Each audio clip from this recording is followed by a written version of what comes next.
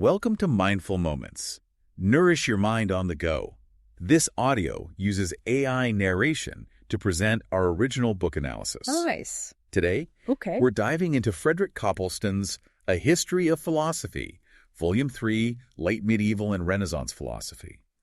Ockham, Francis Bacon, and the Beginning of the Modern World. Correct. It's a journey through philosophy from the 14th to the 17th centuries, and I think you'll be surprised by how these thinkers wrestled with questions I think so too. we still grapple with today. It's a pivotal period, a bridge between the medieval world with its focus on grand systems explaining God and existence, and the modern world with its emphasis on logic, empirical evidence, and the individual. Okay, so let's unpack this shift. Sure. The 14th century sees philosophers moving away from these massive metaphysical systems. Right. What prompted that change?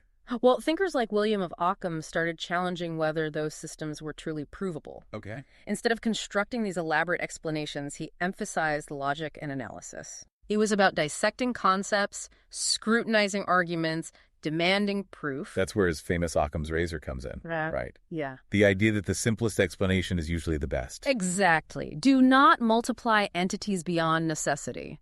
It's a call for intellectual austerity, a rejection of unnecessary complexity.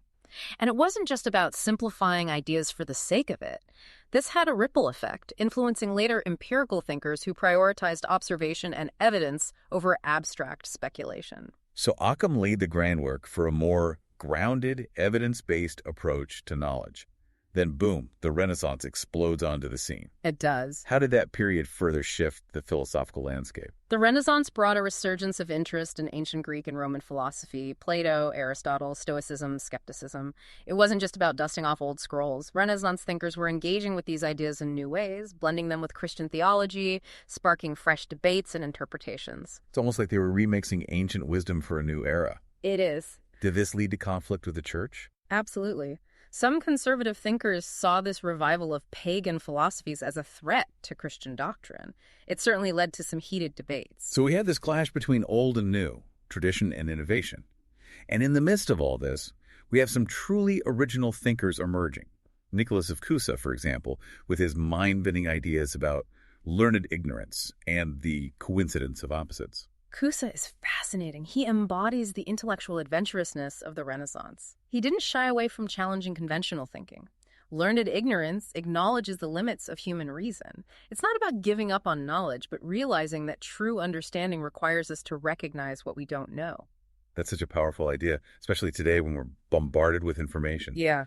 And his concept of coincidence of opposites, where seemingly contradictory ideas are unified in the divine, that's pretty radical stuff for his time, right? It was. Cusa embraced paradox and mystery. He saw the divine as transcending our finite categories of thought. And then, of course, we have Francis Bacon, a champion of the scientific method. He really pushed for a shift in how we gain knowledge. Bacon was a visionary. He understood the power of observation, experimentation, and inductive reasoning. He wanted to break free from blind adherence to authority and build knowledge through systematic inquiry. He also recognized that our minds are prone to errors, biases that he called the idols of the mind. So instead of relying on tradition or speculation, Bacon championed a more hands-on, empirical approach. And this, of course, had huge implications for the development of science. Absolutely. We see figures like Copernicus, Galileo, and Kepler challenging the long-held geocentric view of the universe. These were radical ideas, met with resistance from some religious authorities, but they laid the groundwork for a new understanding of our place in the cosmos. So it's clear this period was a whirlwind of intellectual change. Yeah. But how did this upheaval affect political philosophy? Were thinkers grappling with how these new ideas about knowledge and the individual impacted the relationship between rulers and the ruled? Definitely. The Renaissance and Reformation had a profound impact on political thought. We see a growing emphasis on the individual, on natural rights, and on the limits of political authority. Thinkers like Machiavelli and Suarez really embody these shifting perspectives. Okay, let's dive into those two figures in our next segment. I'm really curious to hear more about how they shaped political thinking during this turbulent time. Yeah, it's interesting to consider Machiavelli and Suarez together. Okay. Because they offer such contrasting views on power and politics. Okay. Machiavelli in The Prince presents a pretty cynical view. Yeah. He emphasizes pragmatism over morality. So instead of focusing on what a ruler should do, Right. he's looking at what they actually do to gain and maintain power. Exactly. He's analyzing the dynamics of power, the strategies and tactics rulers use, often ruthlessly, to achieve their goals. Yeah. It was shocking to some, but also a reflection of the political realities of his time. I can see how that book would be controversial. Yep. It challenges idealistic notions of leadership. Right. But was Machiavelli truly advocating for rulers to be immoral? That's a great question. It's more accurate to say he was highlighting the importance of understanding the complexities of power, the need for a ruler to be both cunning and decisive. Oh. He wasn't necessarily condoning immoral actions, but he was saying that in the realm of politics, idealism often clashes with reality. So a ruler needs to be aware of how power operates, Yeah, even the darker sides of it. exactly. Suarez, on the other hand, seems to take a very different approach. Absolutely. Suarez was a strong advocate for natural law. Okay. He believed that government derived its authority from the consent of the governed. For him, the people had inherent rights that no ruler could violate. So a much more optimistic view of the relationship between the ruler and the ruled. Right. And he even argued for the right of resistance against tyranny, right? He did. Suarez believed that if a ruler became tyrannical, the people had a right to resist, even to overthrow them. He was laying the groundwork for ideas that would later fuel revolutions and movements for democratic reform.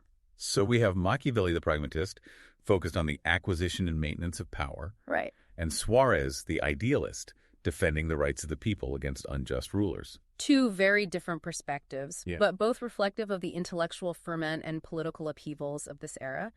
They force us to ask tough questions about the nature of power, the role of government, and the balance between individual rights and the common good. Questions that, let's be honest, we're Yeah. still grappling with today. Absolutely. It's amazing how these ideas forged centuries ago still resonate with our own political debates and dilemmas. It shows how relevant the history of philosophy is to understanding our present. It's not just about the past. It's about understanding the roots of our current beliefs and values, seeing the world through different lenses. We focus a lot on the big names like Ockham, Bacon, Machiavelli, Suarez, Yeah. but Copleston's book delves into a whole cast of characters who shaped this period. It does. Were there any lesser-known figures who you found particularly intriguing? There are so many.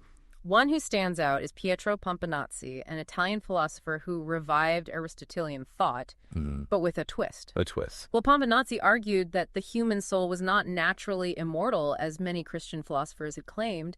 He stuck closely to Aristotle's ideas, even when they seemed to clash with church doctrine. So prioritizing philosophical consistency over theological conformity. Right. Bold move. It was. And in doing so, he challenged the easy synthesis of reason and faith that had characterized much of medieval philosophy. That raises some interesting questions about the limits of reason and the role of faith in philosophical inquiry. It does. Any other hidden gems we should know about? Well, you can't talk about challenging traditional thinking without mentioning Giordano Bruno. He was a true visionary, way ahead of his time. What made him so visionary? He embraced a pantheistic worldview, seeing the divine as immanent in all things, and he rejected the traditional geocentric model of the universe, arguing for an infinite universe filled with countless worlds. Wow, that's incredibly bold for his time.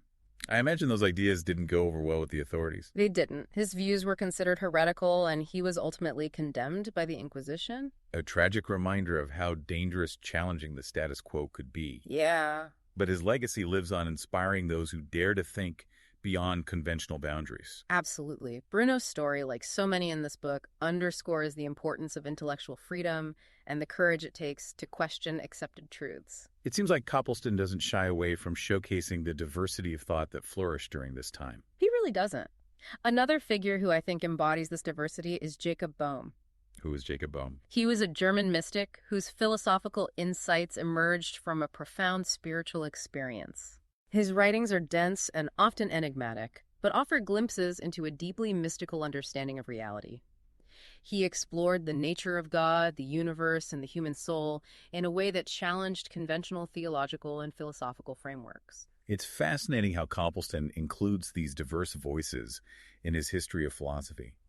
It shows that philosophical inquiry can take many forms, drawing inspiration from reasoned experience and even mystical insight. It reminds us that philosophy is not a monolithic static system. It's a dynamic process of inquiry that embraces a multitude of perspectives. We've covered a lot of ground in this deep dive, from the shift towards logic and empiricism to the revival of ancient wisdom, the rise of scientific inquiry, and the evolving landscape of political philosophy. It's clear that this period laid the groundwork for the modern world. It's remarkable how the ideas of these thinkers, shaped by their specific historical context, continue to resonate with us today. It speaks to the enduring power of philosophical inquiry to grapple with the fundamental questions that humans have always asked about knowledge, reality, power, and the meaning of life. It's been quite a journey exploring this period of philosophical history with you. It really has. From Occam's razor to Machiavelli's pragmatism to Bruno's boundless universe, we've encountered some groundbreaking ideas. And what strikes me is how many of these ideas, which were considered radical in their time, are still relevant today. Oh, absolutely. Take skepticism, for instance. Yeah. We talked about Michel de Montaigne and his revival of Pyrrhonic skepticism. Right. What role did skepticism play in this era of philosophical upheaval? Well, skepticism was a powerful tool, a way to challenge assumptions, question dogmas, and avoid intellectual complacency. Montaigne, in particular, delighted in poking holes in our certainty, highlighting the limits of human knowledge and the relativity of our perspectives. So instead of claiming to have all the answers, Right. he embraced uncertainty and complexity. Exactly. He wasn't trying to tear everything down, but to clear away unfounded beliefs and make space for a more humble and nuanced understanding of the world. That's so important, especially today when we're constantly bombarded with information and opinions. It is.